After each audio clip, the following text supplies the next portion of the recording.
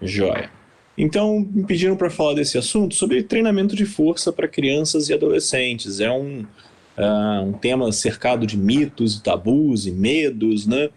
E uh, é um tema razoavelmente querido para mim, porque eu fui uma criança que briguei muito para começar a musculação cedo e lá naquela época, lá no finalzinho da década de 90, era algo totalmente proibido.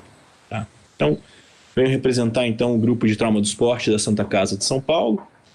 Como a Carolina já falou, aqui minha graduação, né, meu currículo resumido. E, como eu falei, isso é um tema muito querido, muito caro para mim. Nós, em 2017, né, nós fizemos em 2016 uma revisão sistemática da literatura lá no nosso grupo e apresentamos no CEBOT, no Congresso Brasileiro de Ortopedia de 2017 e também no Congresso Brasileiro de Traumatologia do Esporte, também em 2017, essa revisão, né, do treinamento resistido em crianças e adolescentes. Foi uma revisão sistemática da literatura, foi um dos temas livres que ficou entre os cinco primeiros ali do Congresso. Então, tem bastante coisa na literatura, não é só achismo, né?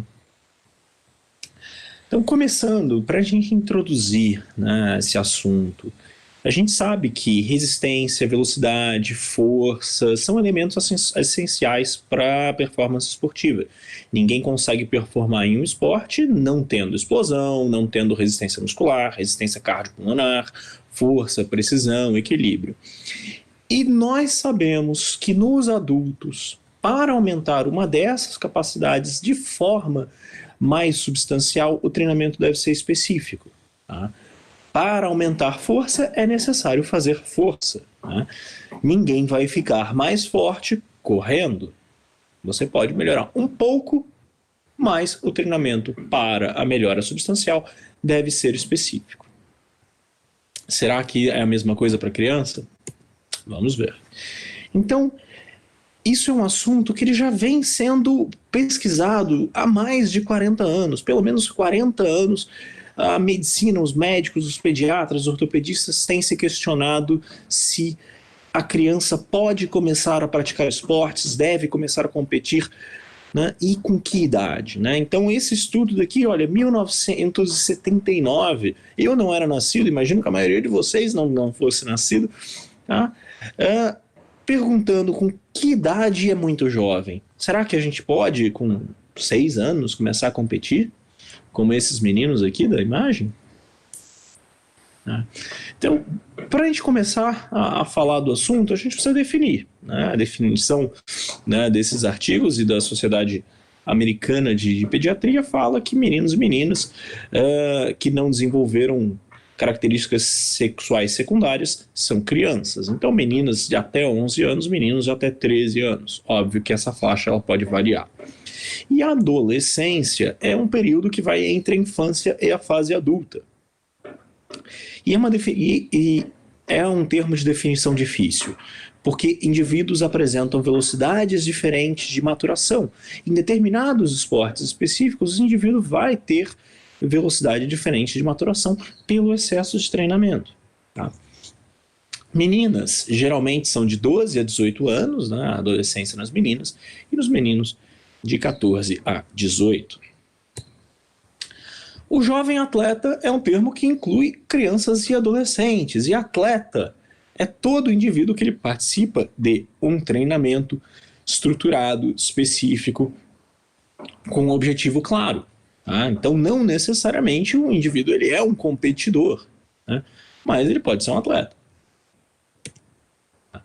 O exercício resistido, né, é um método de condicionamento envolvendo forças opositoras. Né?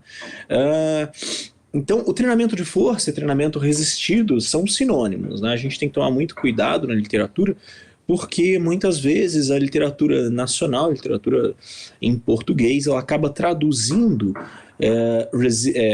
exercício resistido como resistance training. A gente tem que tomar cuidado, porque muitas vezes resistance training é treinamento de resistência. Tá? O americano ele chama muito mais como strength training, como treinamento de força, mas nós brasileiros também chamamos de exercício resistido. O exercício de resistência é diferente, é outro tipo de exercício. Tá? Então, é um método de condicionamento que envolve forças opositoras que pode se utilizar de diversas características. Carga progressiva, diversas velocidades de movimento e exercícios variados. Pode-se utilizar, então, peso corporal, máquinas de pesos, pesos livres com barras e halteres, elásticos, bolas de areia, medicine ball.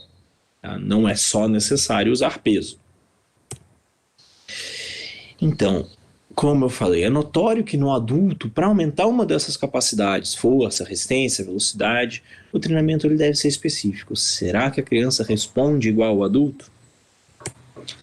Tá? Então, o que esse estudo de 1989, vocês vão ver que tem coisa muito antiga. Então, tudo que se fala ainda, os tabus que ainda são tão extremamente estruturados na sociedade, nos profissionais de educação física e nos médicos, eles já têm bastante informação há muito tempo. Tá? Então, nós sabemos que entre atletas pré-adolescentes, então crianças, observa-se o efeito positivo do treinamento de força, né, e resistência muscular. Então, esse efeito ele vai apresentar melhora de performance. Né? Os efeitos do treino de corrida e velocidade não são bem observados. Então, a criança que faz um treinamento específico para velocidade, ela aparentemente não ganha velocidade.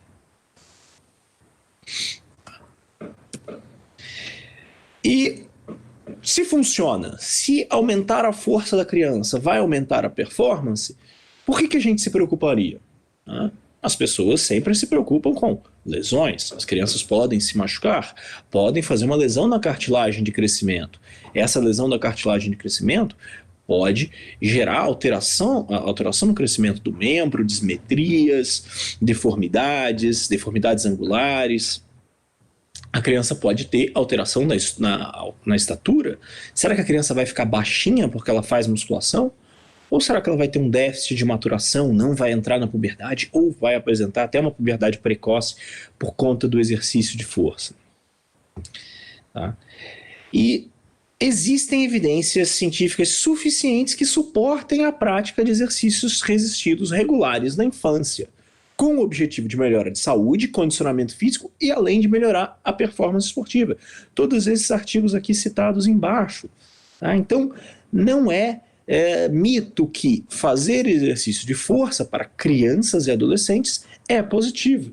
Tem diversos artigos comprovando isso. Então, um dos artigos aqui de 2009 do Sports Health, tá? Aqui do Journal of Strength and Conditioning Research. Journal of Strength and Conditioning Research é um dos jornais, é o periódico da NSCA, né, que é a Academia Nacional de Esportes norte-americana e condicionamento, e é um jornal de extremo impacto, né, tem um fator de impacto bem alto. Então aqui, British Journal of Sports Medicine. Então, British Journal é o jornal, é o periódico de maior impacto médico de medicina do esporte. Tá? De novo, British Journal. Então, fator de impacto do Journal of Strength and Conditioning, 206. E do British Journal, 6.6. É altíssimo, é altíssimo. Nós não temos nada nacional que chegue perto. Tá? Então, tem evidência suficiente. Quem fala que criança não pode fazer musculação porque é perigoso, nunca leu um artigo científico. Tá? A nossa revisão, ela usou diversas bases de dados, né? Medline, Lilacs, PubMed, e a gente usou diversos escritores. Então, desde weightlifting, strength training, resistance training, weight room, adolescentes, crianças, pediátrico. Tá? E o desenho do estudo ele deveria incluir algum programa de treinamento regular com exercícios resistidos e idade máxima dos participantes não deveria ultrapassar 18 anos. E as crianças não poderiam ter comorbidades ou obesidades associadas. Tá? Então, conseguimos todos esses estudos aqui, só no PubMed foram 599 que incluíssem esses descritores. Então, aproximadamente 2.000 estudos aí falando deste assunto. Identificados, então,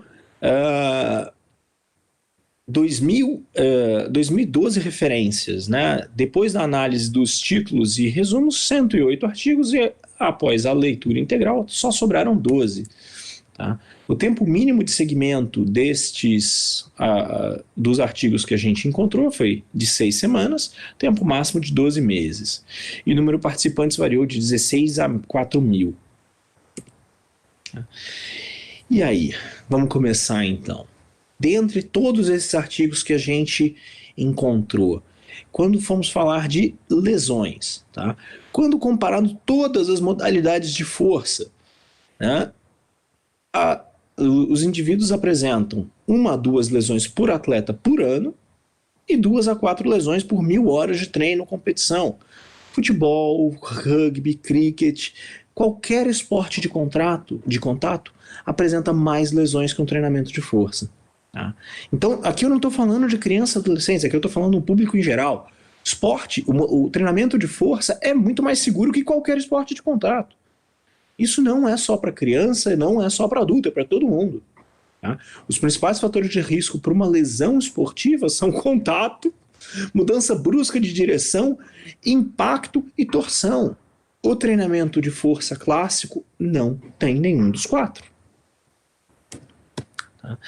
E quando a gente fala de criança propriamente dito, as lesões agudas relacionadas ao treinamento são geralmente acidentais. Criança é desatenta, criança faz bobagem. Tá? E ocorrem devido à falta de supervisão ou supervisão por indivíduos não qualificados. Né? O amiguinho, o primo mais velho está supervisionando. Isso dá problema. Excesso de carga e movimentos incorretos são extremamente associados com essas lesões agudas. Tá? Então, essas lesões agudas são evitáveis. Excesso de carga é evitável, movimento incorreto é evitável. E supervisão adequada é óbvio que deve existir. Tá?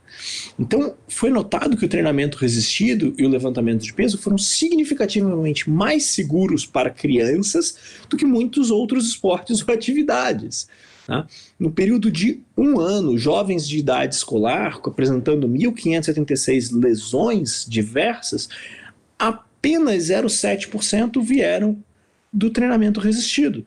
Enquanto, óbvio, um estudo norte-americano, né, aqui a gente não tem na nossa realidade, o futebol americano, ele resultou em 19% de todas as lesões. Então, 1/5 das crianças se machucaram jogando futebol americano e nem 1% se machucaram fazendo treinamento de força. 77,2% das lesões são acidentais. E a maioria seriam evitadas caso houvesse supervisão adequada. Isso não é um artigo, são 2 artigos falando isso. Tá? As crianças apresentam menor chance de sofrer lesões por sobrecarga, como as distensões e estiramentos, do que adultos. As lesões por overuse nas crianças são muito mais infrequentes. Tá? O adulto ele tem menos lesões acidentais e mais lesões por overuse. As lesões por overuse são muito raras nas crianças. Tá? E o esqueleto em crescimento? Será que o treinamento resistido é prejudicial para o esqueleto em crescimento? Será que vai ter algum problema com essa criança? Tá? Na verdade, não. Na verdade, é o oposto. A criança que faz treinamento de força cedo, ela vai ter uma estrutura óssea, como adulto, muito melhor do que quem não faz. Tá?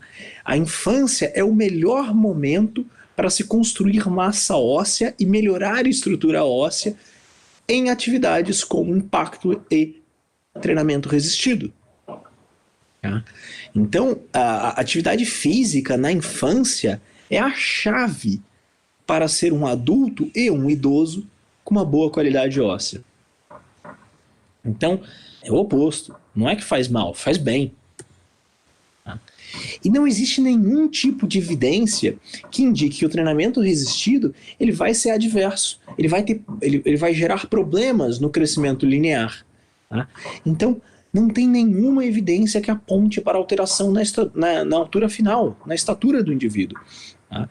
Todos os estudos que observaram crianças que fizeram treinamento de força ou treinamentos esportivos diversos e fizeram o cálculo da altura familiar estimada, essa criança chegou à altura familiar estimada. Mas sempre me perguntam sobre a ginástica. Tá? Será que outras formas de atividade física vão influenciar a altura do atleta, do praticante? Será que o ginasta vai ficar baixinho porque ele faz ginástica? Tá? Baixa estatura e o atraso do desenvolvimento em ginastas são preocupações frequentes de pais e atletas. Né? Durante muitos anos na Santa Casa, nós acompanhamos no nosso ambulatório de trauma do esporte, junto com a doutora Liane Catani, que é pediatra e médica do esporte, nós acompanhamos as crianças da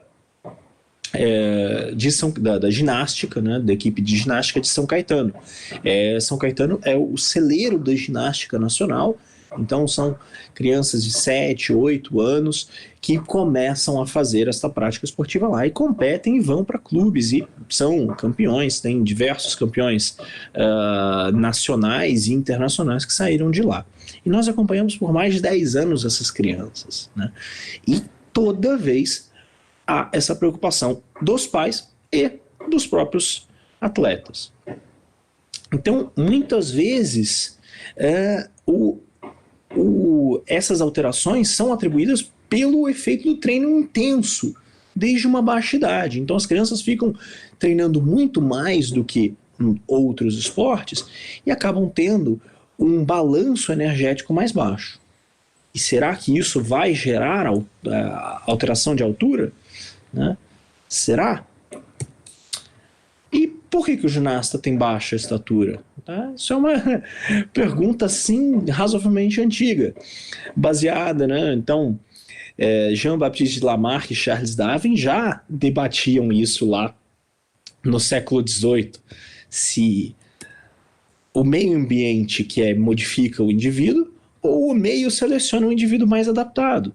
Será que a ginástica deixa um indivíduo mais baixo ou a ginástica seleciona o atleta mais baixo? Então, a girafa, o pescoço cresceu porque a comida ficou mais alta, ou só as girafas com maior pescoço conseguiram sobreviver? O que a gente observa, o que a gente observou durante esses 10 anos de acompanhamento?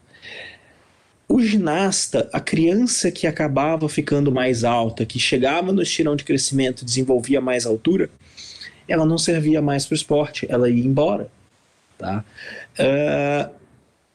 O ginasta ele precisa de um centro de gravidade mais baixo. O indivíduo com estatura baixa tem um centro de gravidade mais baixo, ele tem mais equilíbrio.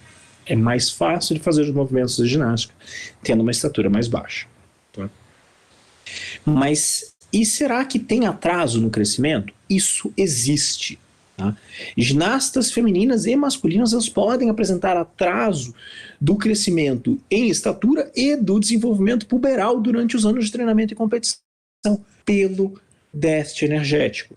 Tá? Então, o que a gente observava que as meninas elas menstruam mais tarde, elas têm um déficit aí de maturação pelo excesso de treinamento e pelo baixo percentual de gordura. É muito interessante que elas vão para as férias, vão para as casas, né, quando elas moram no clube, vão para a casa dos pais, dos avós, engordam um pouquinho e menstruam na volta, porque aumenta o percentual de gordura, descansam, dormem mais, comem mais. Tá?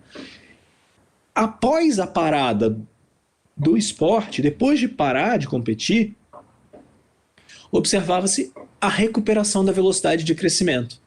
Então, o indivíduo parava, tinha férias, ele crescia, entrava no estirão nas férias, ou após se aposentar. Tá? A relação de causa e efeito do treinamento de alta performance e treinamento inadequado não foram observados em nenhum estudo e nem na nossa observação, nem nos nossos 10 anos. Todas as nossas crianças acompanhadas por 10 anos atingiram a altura familiar estimada. É óbvio que o ginasta vai ficar baixo se o pai tem 1,60 m e a mãe 1,50 m. Essa criança não pode esperar nunca ter 1,80 m. Tá? Então, o esporte seleciona o mais baixo. E não a criança fica baixa porque faz ginástica. E isso a gente pode extrapolar para o treinamento de força. A criança não vai ficar mais baixa porque faz treinamento de força. Isso não existe. Isso é mito. Indo então aqui para a lesão da placa fisária. Né? A placa fisária, que é a placa de crescimento no osso, aquela linha que a gente consegue ver na radiografia, ela pode ter efeitos negativos da compressão, do impacto.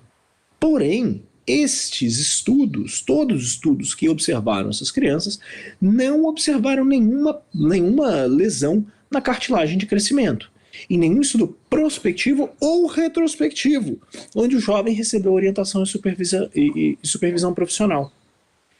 Não há evidência que o exercício resistido irá impactar negativamente a altura e o crescimento estatural, o crescimento ponderal, como eu falei, e não vai apresentar alterações angulares ou deformidades pelas lesões.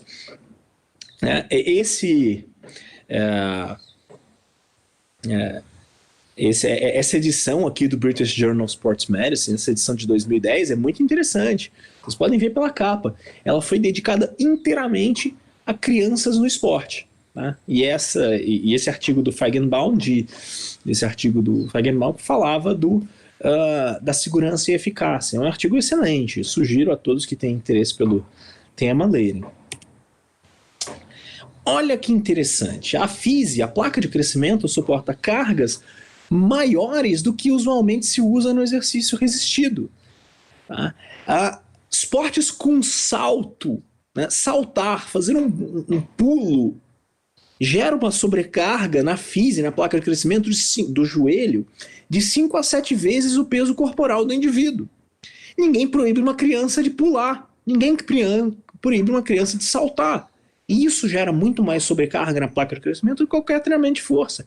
Eu não conheço nenhum ser humano que consegue levantar mais que 5 a 7 vezes o seu peso corporal. Tá? Mais que 5 vezes, talvez, o The Mountain, o Hafthor, o Eddie Hall, né, com 1 tonelada de deadlift, pesando aí 180 quilos, mas pessoas normais não fazem isso. Pessoas normais não conseguem levantar 5 vezes o seu peso. Só 1 ou 2 pessoas do mundo.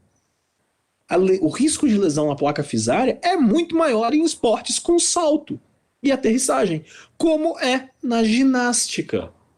Nos atletas da ginástica, vemos uma lesão muito frequente do rádio, da placa fisária do rádio. Isso acontece.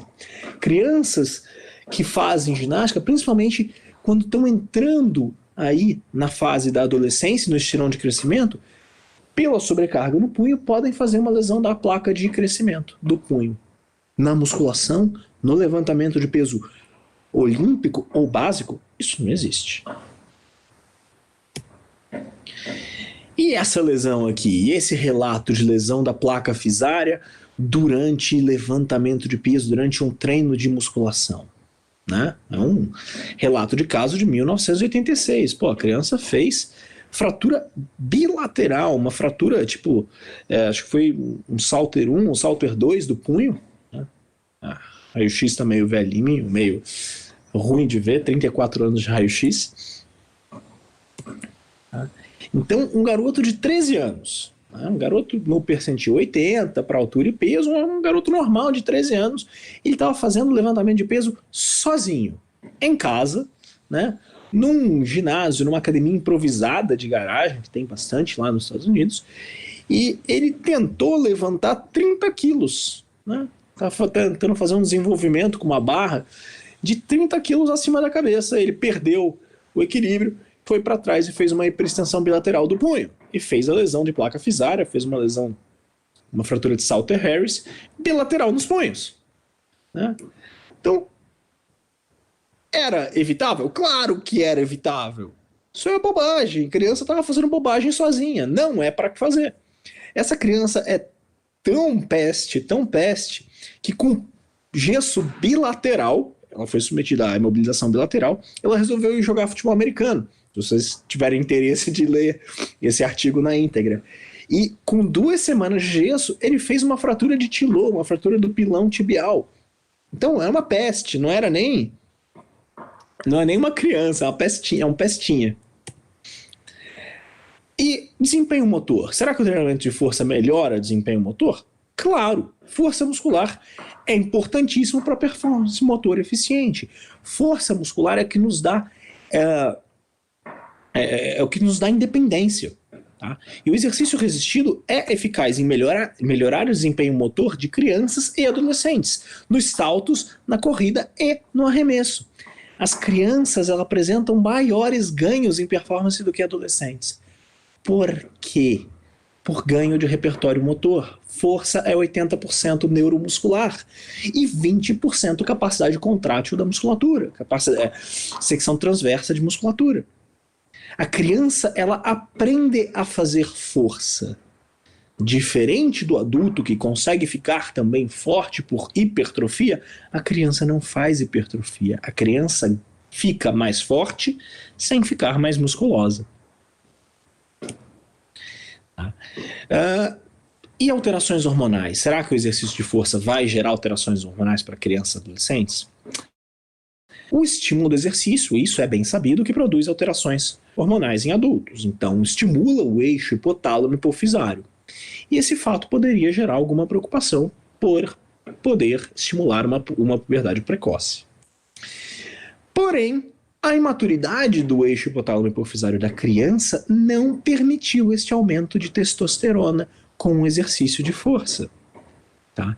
O exercício de força e performance, o ganho de força, ele é explicado pela melhora do desempenho motor, pelo conhecimento da criança em como fazer força. Fazer força é 80% cérebro. A criança ganha repertório motor aprendendo a fazer força. E isso melhora a performance. Faz com que a criança se machuque menos até. Será que a criança vai ficar musculosa? Será que a criança vai perder gordura fazendo musculação? Vai ficar sarada fazendo musculação? Não. Indivíduos com menor faixa etária que apresentam ganho de força não apresentam aumento significativo de circunferência muscular. Como eu falei, a criança fica mais forte, fica capaz de levantar mais peso sem ficar musculosa. Aumento de circunferência de braço, coxa, perna acontece em indivíduos de estágio de Turner, ou seja, na maturação sexual mais avançada. É preciso que haja uma certa maturidade do eixo hipotálamo hipofisário para que haja um aumento da produção de testosterona. Adolescentes vão apresentar maior ganho de massa muscular e perda de gordura do que crianças fazendo treinamento resistido. Crianças não vão ganhar muita massa muscular. Criança musculosa, a criança que não chegou na puberdade, cara de criança musculosa, ou é um problema genético, alguma deficiência de miostatina, que é extremamente raro, ou alguém está dando alguma substância para essa criança que não deveria estar dando. Será que o treinamento de força previne lesão? Já falamos que treinamento de força não causa lesão, mas previne, é melhor ainda, nem machuca e evita de machucar. Atletas adolescentes que incorporaram treinamentos de força em sua rotina sofreram menos lesões. Treinamento de força, crianças que fazem treinamento de força apresentam recuperação mais rápida de lesões e ficam um tempo menor em reabilitação. Risco de lesão e sobrecarga, lesões graves, diminui muito quando os exercícios resistidos são incorporados ao treinamento de atletas infantis e adolescentes. E crianças submetidas ao treinamento resistido melhoram a sua autoestima, a sua autopercepção e referem melhoras estéticas. Não necessariamente vão ficar mais musculosas, mas elas se veem com uma estética corporal melhor. Além de oferecer benefício à saúde em geral, oferece benefício à saúde mental. E aqui temos então a recomendação da Sociedade Americana de Pediatria. Tá? É uma recomendação de 2008, né? Isso na verdade é um consenso de 2007, publicado em 2008. Então é um pouco, atrasado, né? Um pouco conservador demais para a minha visão. Mas vamos lá. O que eles recomendam? Eles recomendam que técnicas adequadas de treinamento resistido e precauções de segurança devem ser seguidos. Óbvio. Né? Então, para que os programas de treinamento sejam seguros e eficazes. Isso é bem óbvio. Então, técnica adequada e precaução de segurança. Problema algum. E antes de iniciar o treinamento, é necessário avaliar se é necessário ou apropriado começar tal programa de treinamento. Isso é muito geral. O que é necessário? É necessário... a criança quer. Então é necessário. A criança faz um esporte e quer melhorar a sua performance. Então é necessário. Apropriado? O que seria apropriado? Então, infelizmente, ainda existem guidelines com essas recomendações genéricas. E é importante avaliar o nível de treinamento, o repertório motor e a proeficiência que o jovem apresenta no momento. Então, o que ela é capaz de fazer para você conseguir adequar o nível do programa de treinamento. Não adianta você colocar uma criança que ela tem um repertório motor ruim, ela não tem uma boa coordenação motora para fazer um exercício complexo, um exercício de levantamento de peso olímpico ou um exercício mais complexo de musculação.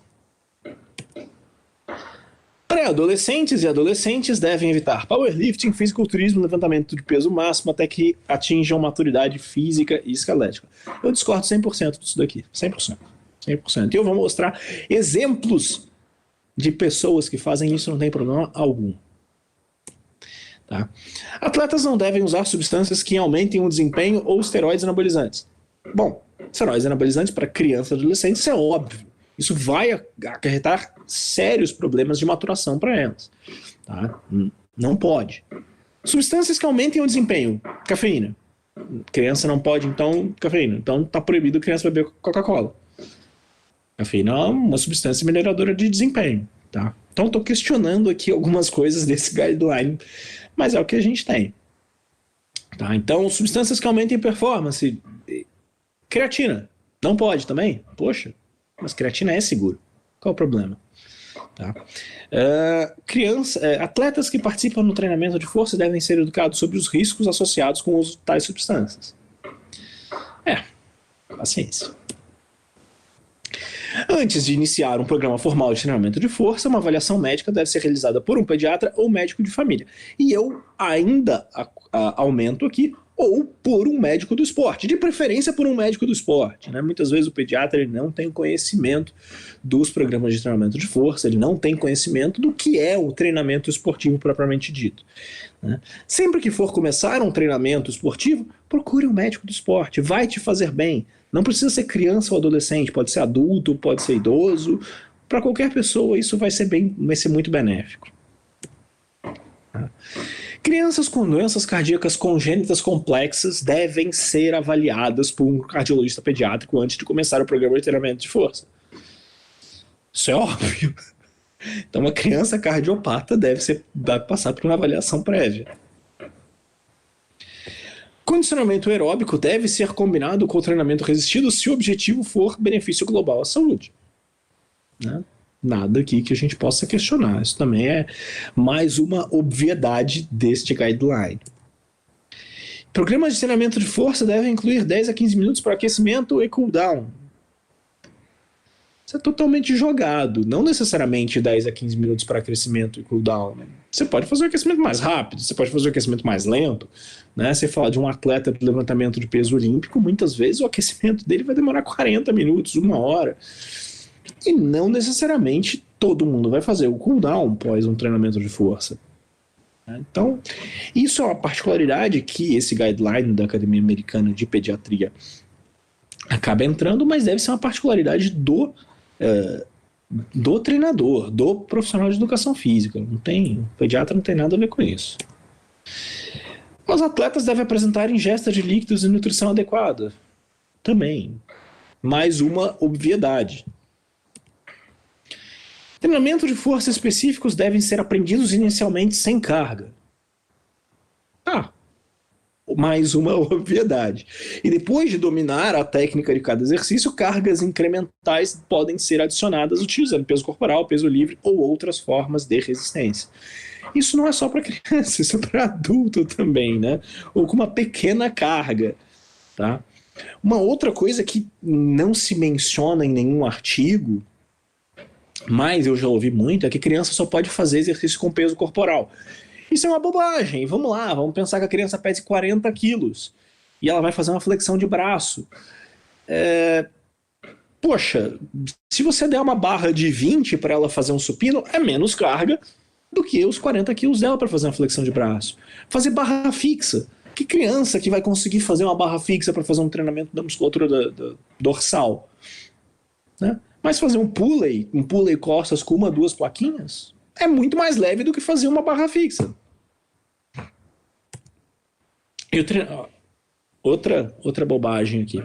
Treinamento de força deve envolver 2 a 3 séries de repetições mais altas, 8 a 15. Eles consideram 15 repetição alta, né? Nunca viram um treinamento com 30, 40, 50 repetições na mesma série. 2 a 3 vezes por semana. E pelo menos 8 semanas de duração. Bom, 8 semanas de duração é o mínimo que qualquer programa de treinamento vai ter para a gente conseguir ter a observação de algum resultado. Tá? Técnica adequada, supervisão rigorosa por um setor qualificado são componentes críticos na segurança de qualquer programa de treinamento de força envolvendo pré-adolescentes e adolescentes. Técnica adequada é importante para crianças, adultos, adolescentes e idosos. Supervisão rigorosa, sim, criança faz bobagem, criança é displicente, criança pode se machucar porque não presta atenção. Então tem que ter uma supervisão rigorosa, sim. O indivíduo prestando atenção 100% do tempo no que aquela criança está fazendo na sala de pesos ou num local de treinamento. Olha esse exemplo aqui, 10 anos, sueca, treinando powerlifting. Olha que bonito esse deadlift sumô. Né? Ah, mas a Academia Americana diz que não pode fazer powerlifting. Fazendo melhor que muita gente que eu conheço, viu? E olha esse russo de 9 anos. Né? O pai dele, sentado aqui nesse pallet, o Andrei Mitrofanov, foi campeão russo de powerlifting. É a supervisão. Então você tem um ex-atleta supervisionando o filho, corrigindo para ele subir o peito e observando o tempo inteiro. É um menino de 30 e poucos quilos. E ele levanta 2 vezes o peso corporal dele. E aqui a Nicole, lá do clube, lá do Pinheiros, né? Tava com 14 anos nessa época, hoje já deve estar com uns 17. Aqui quando ela foi campeã sul-americana. Campeã brasileira. Perdão, campeã brasileira, agora não lembro se foi campeã brasileira ou campeã sul-americana.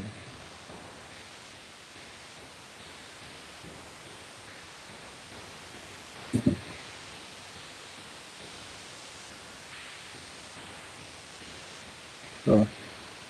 E aqui no clean and jerk encaixa arremesso. Tá? Então a criança não pode fazer, ela tinha 14 anos nessa época. O próprio Fernando Reis, que estava na foto anterior, nosso campeão pan-americano, né, 5º lugar na Olimpíada, recordista pan-americano, 5º lugar na Olimpíada, o Fernando começou com 11 anos o treinamento de levantamento de peso. Problema algum, desde que tenha todo o acompanhamento adequado. Então, concluindo, exercícios voltados ao fortalecimento muscular são essenciais na preparação de um atleta, inclusive crianças e adolescentes. Ganho de força impacta positivamente aspectos da performance física. Programas adequados de fortalecimento podem diminuir a incidência de lesões, tanto traumáticas quanto por sobrecarga, em outros esportes. Indivíduos que participam desses programas se machucam menos no seu esporte de origem. Prescrição do exercício resistido deve se basear na idade da criança, então no repertório motor dela, na competência motora dela, no esporte que ela pratica. Você não vai fazer o mesmo tipo de prescrição para uma criança que faz natação, para uma criança que faz judô, para uma criança que faz atletismo ou para uma criança que faz levantamento de peso olímpico. E do tempo de prática, o quanto que essa criança é familiarizada com o esporte, quanto que ela tem de força. O treinamento com pesos deve ser sempre supervisionado e orientado por profissionais habilitados. Não adianta deixar a criança com um Zé Mané que não sabe porcaria nenhuma ou sozinha. O amiguinho não é um profissional habilitado. O primo de 16 anos não é um profissional habilitado. Tem que ter um profissional de educação física com habilitação e compreensão suficiente. Certo? Obrigado.